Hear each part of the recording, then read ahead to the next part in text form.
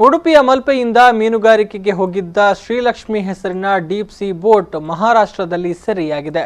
ಬೋಟ್ನಲ್ಲಿದ್ದ 7 ಮಂದಿ ಮೀನುಗಾರರನ್ನ ಮಹಾರಾಷ್ಟ್ರ ಪೊಲೀಸರು ಅರೆಸ್ಟ್ ಮಾಡಿದ್ದಾರೆ.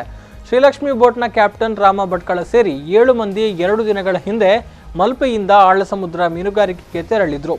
ಬೋಟ್ನಲ್ಲಿದ್ದ 7 ಮಂದಿ ಮೀನುಗಾರರು ಉತ್ತರ ಕನ್ನಡ ಜಿಲ್ಲೆಯವರು ಎನ್ನುವಂತಹ ಮಾಹಿತಿ ಇದೆ.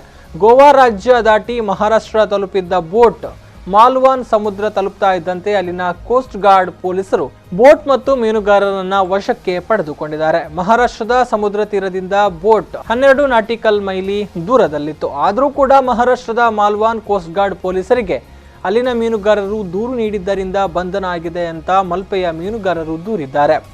ಮಹಾರಾಷ್ಟ್ರ ರಾಜ್ಯದ ಗಡಿಯಿಂದ ಹೊರಗೆ ಅಂದ್ರೆ ಭಾರತ ದೇಶದ ಗಡಿಯೊಳಗೆ ಮೀನುಗಾರಿಕೆ ಮಾಡ್ತಾ ಇದ್ದಂತಹ ಬೋಟನ್ನ ಮಾಲ್ವಾನ್ನ ಸ್ಥಳೀಯ ಮೀನುಗಾರರು ಅಡ್ಡಗಟ್ಟಿ ಪೊಲೀಸರಿಗೆ ಒಪ್ಪಿಸಿದ್ದಾರೆ. ಕಳೆದ ನಡುರಾತ್ರಿ 1 ಗಂಟೆ ಸುಮಾರಿಗೆ ಮೀನುಗಾರರ ಅಕ್ರಮ ಬಂಧನ ಆಗಿದೆ.